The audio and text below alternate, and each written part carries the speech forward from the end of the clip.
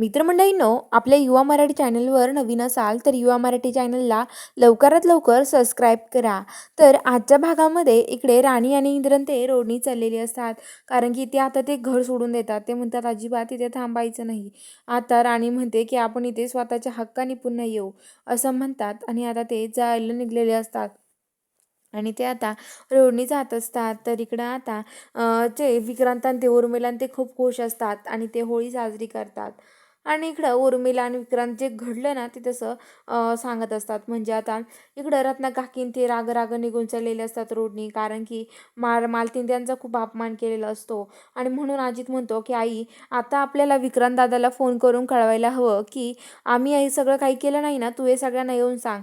तुझ्या ह्या पापामध्ये आमचा सगळ्यांचा वाटा नाही ना, हे विक्रांत दादानी सगळ्यांना सांगायला हवं असं म्हणत असतो. तर आता ती म्हणते की हो, तू खरंच विक्रांत दादाला फोन कर असं म्हणते रत्नाकाकी. तर आता इकडं जे उर्मिला आणि विक्रांत आहे, उर्मिला विक्रांत म्हणतो की उर्मिला गाडीत बस चल. तर आता उर्मिला गाडीत बसते आणि ती म्हणते की कुठे घेऊन जाणार आहे मला.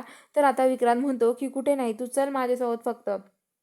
आणि ती आता चाललेली असतात. तर तो म्हणतो की तुला माहिती आहे का, अगं दादासाहेब महाडिक अजून जिवंत आहे.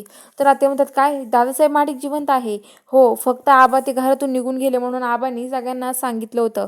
पण आबासाहेब महाडिक दादासाहेब महाडिक अजून जिवंत आहे. चल आपल्याला जायला हवं तिकडं. आणि ते तिकडे येतात.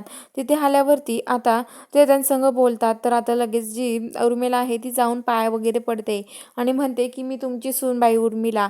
तर ते म्हणतात हो, माझा आशीर्वाद कायम तुमच्या पाठीशी आहे असं म्हणतात आणि ते तिथं उभा असतात. तर इकडं आता अजित फोन करतो विक्रांतला. विक्रांत फोन आल्यावरती बाहेर येतो आणि म्हणतो की काय झालं अजित, बोल ना. तर तो अजित म्हणतो की हे बघ विक्रांत दादा, तू हे सगळं पाप केलंय ना, त्याच्यामध्ये आमचा वाटा नाही आहे ना, तू तुझ्या तोंडाने सगळ्यांना सांगून टाक. कारण की सगळेजण तुझ्यामुळे आम्हाला खूप नाव ठेवतायत माहिती आहे का. सगळेजण तुझ्यामुळे आम्हाला खूप हे केलंय. आम्हाला रत्नाकाकी आमच्यावर काही पण आरोप करतायत. त्यामुळं तू सगळ्यांना सांगून टाक. तर आता ते म्हणतात की हे बघ, तुला काहीतरी सांगायचं आहे आईला आणि तुला असं विक्रांत म्हणतो. आणि तू आईला घेऊन माझ्या एका ठिकाणी मी तुला जिथे ॲड्रेस पाठवते ते. तर तो म्हणतो ठीक आहे. आणि आता ते दोघं जायला निघतात. आणि आता ते इकडे येतात कुठं, तर तिथे दादासाहेब महाडिक आणि ते सगळेजण बसलेले असतात तिथे. तर आता लगेच रत्नाकाकी दादासाहेब महाडिकला बघून म्हणतात, अहो तुम्ही जिवंत आहात अजून? तर ते म्हणतात की हो, तुला अजून माहिती नव्हतं का? अगं त्या आबासाहेबांनीच मला गायब केलं होतं. अगं तुझा नवरा अजून जिवंत आहे. तू गळ्यात मंगळसूत्र का नाही घातलं, डोक्याला कुंकू का नाही लावलं? तुझा नवरा अजून जिवंत आहे, तुला माहीत नव्हतं का? तर ती म्हणते की नाही, आम्हाला माहीत नव्हतं तुम्ही जिवंत आहात. आणि आता लगेच ती पण आता दादासाहेबांजवळ येते. आता दादासाहेब जाऊन आतमध्ये मंगळसूत्र घेऊन येतात आणि ते रत्नाकाकीच्या गळ्यात घालतात आणि रत्नाकाकीच्या डोक्याला कुंकू लावतात. आणि त्यांचा सगळा परिवार एकत्र येतो. सगळेजण एकत्र येऊन एकमेकाच्या गळ्यात हात टाकून तिथे उभा असतात. सगळेजण खूप खुश असतात आणि ते म्हणतात आता आपण बघूयात त्या आबासाहेबाला काय करायचं.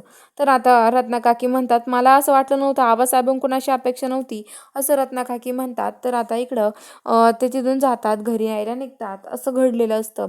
आणि घरी आल्यावरती पण आता ते दादासाहेब महाडिक आहेत ते आता इंदिरा राणी त्यांचे फोटो सगळे फोडून फेकून देतात. तर आता उर्मिला ते विचारतात असं का करताय तुम्ही? तर आता लगेच ते म्हणतात आपल्याला नाही ठेवायला त्यांचे फोटो घरामध्ये. त्यांचे फोटो का ठेवायचे आपण घरामध्ये? त्यांचे फोटो नको आहे आपल्याला घरामध्ये. इथे आपले फोटो ठेवायचे सगळ्यांचे असं म्हणतात. आणि आता इकडं जे राणी ते चाललेले असतात, आबा रोडनी पडायला लागतात. तेवढ्यात राणी त्यांना सावरते आणि त्यांना एका ठिकाणी बसवते आणि म्हणते की आबा शांत व्हा, काय होतंय तुम्हाला? तर आता लगेच आबा म्हणतात की माझ्यावर दादासाहेबांनी खोटे आळ लावले, असं मी केलं नव्हतं. अहो आपल्या जवळच्या नात्यांनी एवढा मोठा धक्का दिला, मला घराच्या बाहेर निघलो हे काहीच नाही वाटलं. पण मला त्यांनी असं हे वाटलं, एकाच गोष्टीचं वाईट वाटलं. कोणती? ती तर म्हणजे त्यांनी असं करायला नको होतं. त्यांनी असं म्हणायला नको होतं की मी सगळं फसवलंय त्यांना. त्यांना मी फसवलं नाहीये कधीच. तुमच्यापेक्षा जास्त जीव लावला इंद्रा मी त्यांना, असं म्हणत असतात. तर आता जे राणी आहे ती म्हणत असते की आबा तुम्हाला एक सांगू का? आता आपण सगळ्यांनी एकजुटीने एकत्र यायचं आणि पुन्हा आपल्या हक्काच्या घरात आपण जायचं, असं म्हणत असते. तोपर्यंत आपण वस्तीत राहूयात. आणि सगळ्यांना घेऊन ती वस्तीत जायला निघते. तर इकडं होळीची तयारी चालू असते. गोट्यान ते मस्त होळीची तयारी करतात.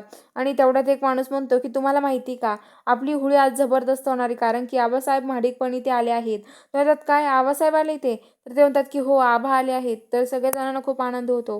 आबाला त्यांना बोलवतात तर ते म्हणतात आबा आणि ते आणि सगळेजण बघून चकित होतात. तर ते म्हणतात तुम्ही का बरं घराच्या बाहेर कुठे चाललाय तुम्ही एवढं सगळं घेऊन? तर आता ते म्हणतात आम्ही आता घराच्या बाहेर काढून दिलंय आम्हाला. राणी सगळं घडलेला प्रकार ते सगळ्या माणसांना सांगतात. तर ते माणसं म्हणतात की नाही आपण आता जाब विचारायसाठी जायचंय. आता जाब विचारलाच पाहिजे विक्रांत सरांना असं म्हणतात आणि तिथून जायला लागतात. आबा ते त्यांना अडवतात.